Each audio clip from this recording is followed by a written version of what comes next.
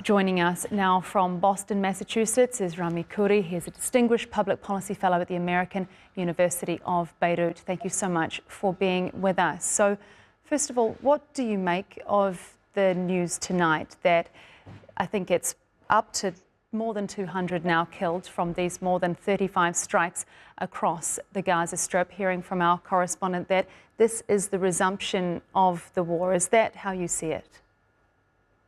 Well, the war never really ended. Even during the ceasefire, Israel killed around 150 to 160 people in Gaza and stopped letting in food and medicine and water. So the siege and the war have gone on from the Israeli perspective nonstop. Also, Israel made it clear, the government made it clear that it wanted to resume the war for various domestic political reasons and to impress the Americans, and to continue the Zionist Israeli strategy of the last entire century, which is to deal with the Palestinian indigenous population that was a majority in Palestine 100 years ago, to deal with it by military force mainly, and trying to expel them out of Palestine to make room for a Jewish state, which was the aim of Zionism, which succeeded. It created a Jewish majority state. But the Palestinians have refused to leave. They fight when they can, they resist when they can, they suffer incredible suffering, and they're still there. And the response by the Israelis today is really a reflection of their frustration, their bewilderment, their anger, and their political barbarism in trying to deal with the indigenous Palestinians who they want to evict so that they can have more Jewish populations, more Jewish settlements in the West Bank and Gaza and other places. It's totally predictable. They even said it. Netanyahu said he made a deal with the right-wing members of his government that the government would stay in power if he promised to resume the war. And that, of course, keeps him out of the court system where he's being tried for various political and criminal offenses. So there's no surprise. The real question mark is, what is the American attitude? The Americans say now that they were consulted. They seem to be supporting this. They clearly have been sending billions and billions of dollars of military and economic aid and presumably intelligence and other things. So this is a very bad moment for the Palestinians, but it's also a bad moment for the Israelis because it proves the futility of their political strategy to ever achieve peace. They can only make war, and war doesn't solve their problems, as they've seen. And Rami, I want to elaborate a little on that point that you made. Of course, we're just hearing from our correspondent in DC about the fact that the US has confirmed that Israel did consult with them on this. What do you make of that? And especially given comments leading up to this, Steve Witkoff warning Hamas that if it didn't agree to the terms and come to the table as to what Israel was demanding, that there would be bad, terrible consequences to follow. So what do you make of this US confirmation that they were consulted on these many airstrikes, deadly airstrikes we've seen across Gaza tonight?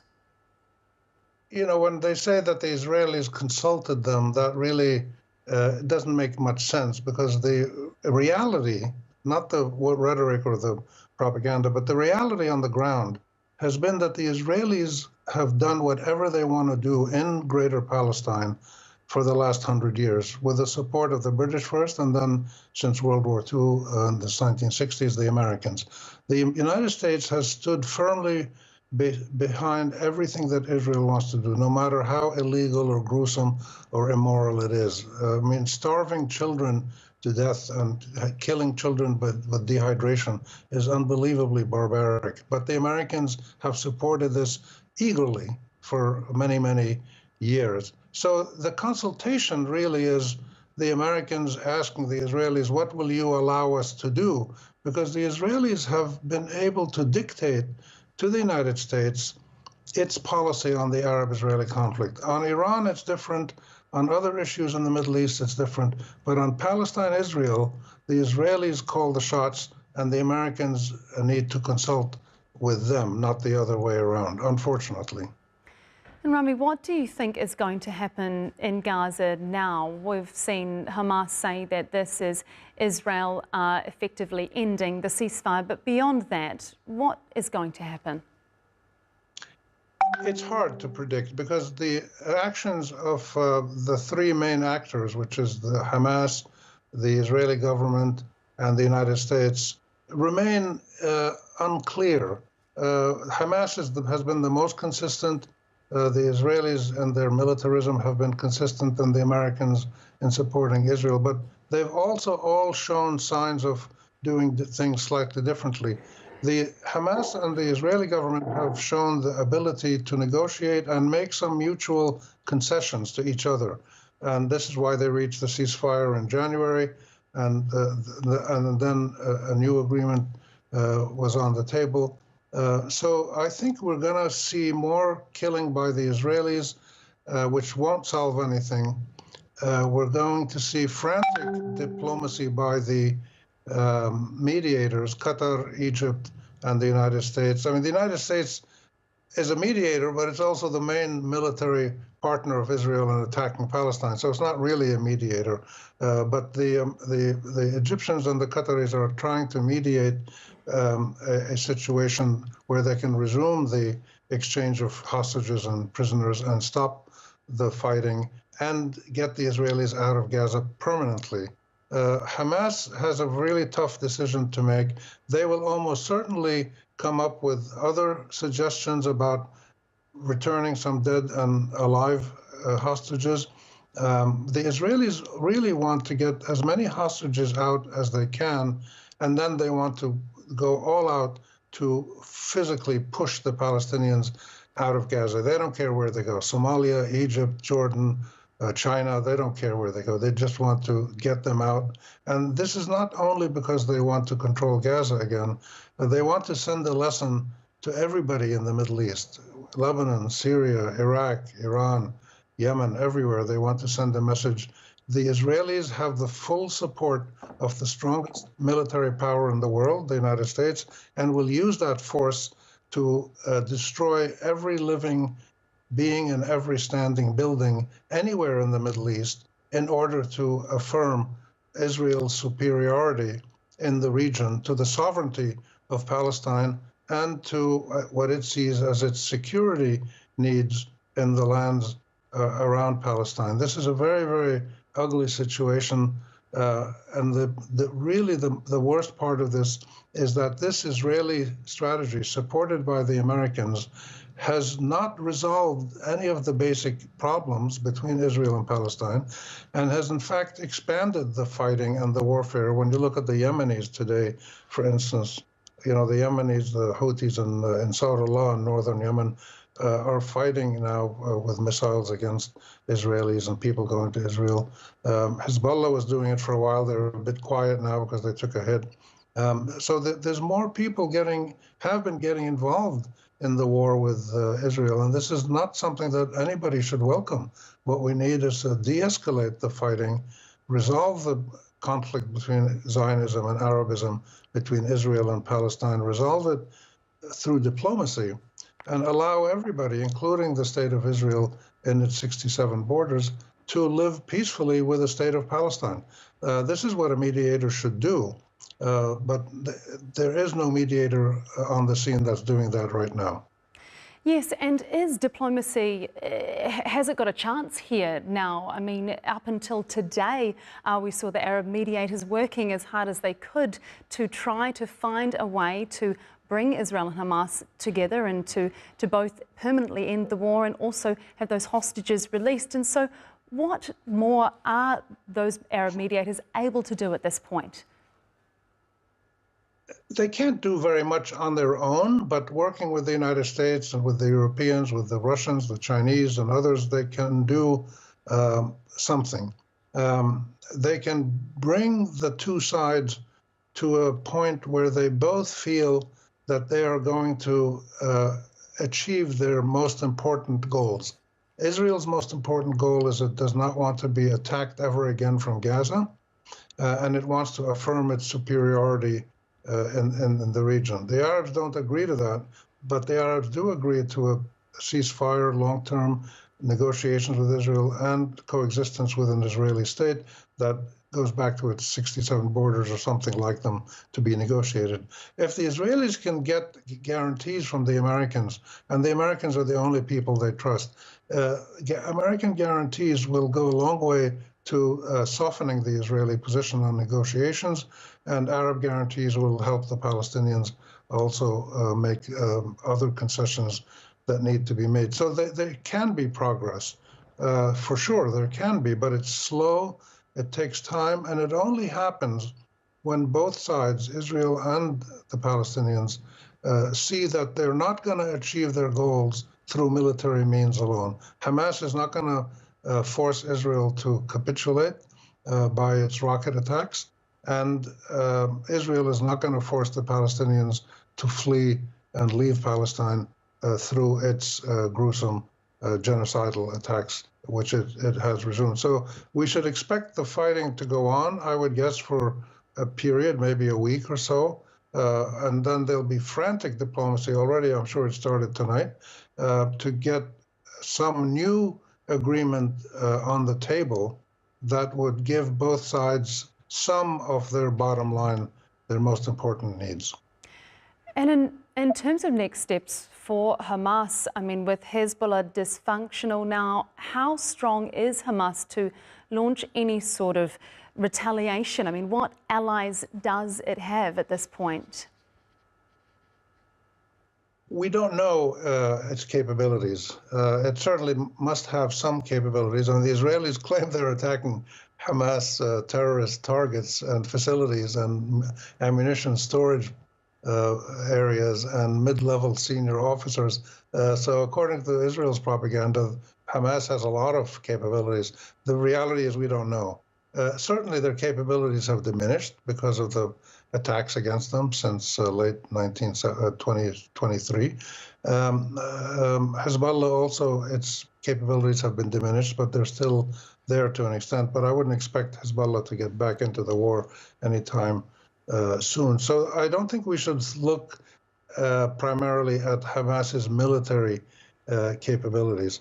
The ability of Hamas to resist Israel and to keep the pressure on Israel through the negotiations that will give the hostages back, that's its strongest card right now.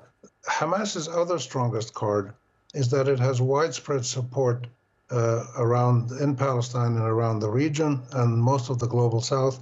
And the most significant thing in my view right now, and I live now in the United States, I'm going back to the Middle East in a few weeks, I go back and forth, but right now what I'm seeing in the United States is something historic. We've never seen this before, that the the Palestine-Israel conflict, specifically the Gaza genocide by Israel, has created a situation where Israel's demands, its excessive demands on the United States, have started to hurt the rights and the well-being of ordinary American citizens. For instance, the Israelis want to try to shut down any voices that speak out for Palestinian rights. They want to stop any demonstrations on college campuses for Palestinian rights, for equal rights for Israel and Palestine. They're trying to ban certain kinds of books and public activities, lectures. I've been involved in some public activities, lectures on a book that I've just co-authored on Hamas and why it's important to understand it, not necessarily to support it, but to understand who these people are, what are they doing. And people are trying, as pro-Israeli groups are trying to stop this kind of activity. So the Arab-Israeli, Palestinian-Israeli conflict is now directly, for the first time ever, hurting American citizens. It's not the first time it has had an impact in the U.S. The first time that I see was last January of 2024, during the primary elections for the presidential nominations for the Democratic Party, when the uncommitted vote came to being by a coalition of Arab American, Muslim Americans, labor unions, church groups, progressive Jews, many other student groups.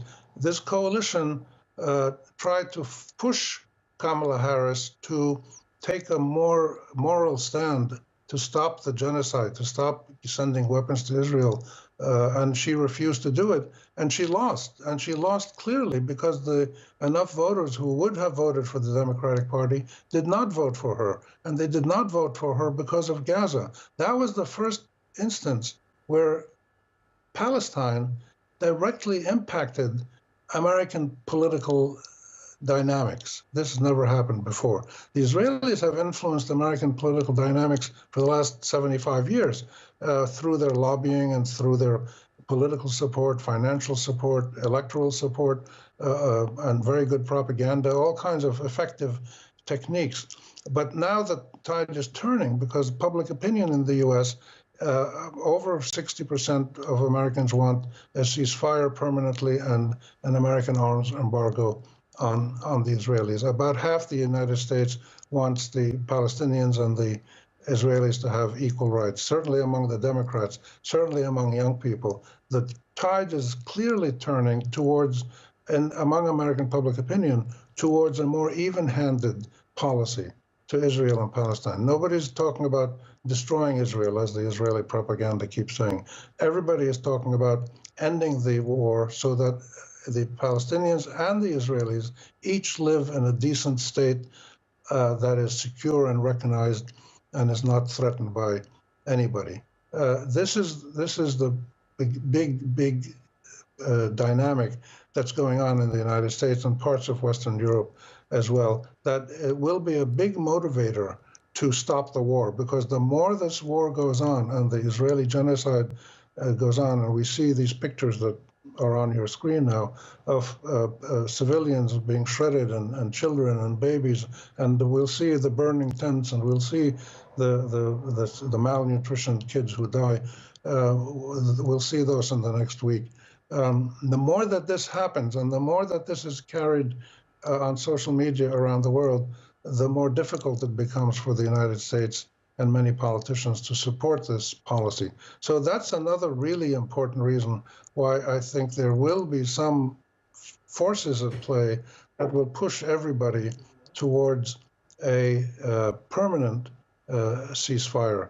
It doesn't happen quickly, though. It happens slowly. So we need to be patient. And on that point, Rami, I wanted to ask you about the hostages, because we've seen ongoing pressure by hostages, families on Netanyahu to end this, to safely return their loved ones. What do you think now the fate of those hostages will be? I think earlier we saw Hamas say that Netanyahu and his government have decided to overturn the ceasefire agreement, which exposes hostages in Gaza to an unknown fate. What do you think the future holds now for those hostages still held in Gaza? I think the future is going to be a continuation of the last, whatever it is, 16 or 17 months, where some of the hostages will die in attacks by Israel. Some of them will die in their captivity for other reasons, maybe medical reasons, maybe some might be mistreated. We haven't had huge mistreatment stories, but there probably are some cases. And most of them hopefully will be released through a negotiation. But I think we should expect a few more, some more will die, and others will survive, and the dead bodies of the others will be released. This is such a gruesome, awful situation, and it's paralleled by the thousands, about 10,000 Palestinians who are in Israeli jails, including minors, women, old men. Some of them are there for decades and decades. Thousands of them have never been charged with a crime. They're just held in administrative detention. And this is what Zionism means to the Palestinians, that they're treated like this. They're either savagely attacked in a genocidal assault supported by the strongest Western powers, or they're subjugated to direct occupation and annexation and colonization and incarceration and torture and killing and all kinds of terrible things that the Israelis have been doing. And one of these is mass incarceration, about 10,000 prisoners. And these numbers go up and down. They're going up now because the Israelis have taken 3,000 or 4,000 Palestinians in the West Bank as new prisoners. So we want to end this. This is not a situation that brings any honor to any Israeli, any Jew, any Christian or Muslim, Palestinian or Arab, or even any Jewish Arab. There's still a few Jewish Arabs in places like Morocco and Lebanon and a few other places, Yemen and here, I think, and a few, not many left, but no Arab or Jew, Israeli or Christian or Muslim or Jew feels good about any of this stuff that's going on as a consequence of this war that has been going on actively since the 1940s and politically since the 1920s. And it's really time to end it. We need better mediators and we need better leaders on all sides. Rami Khouri, Distinguished Public Policy Fellow at the American University of Beirut, thank you so much for being with us here on TRT World. Thanks for having me.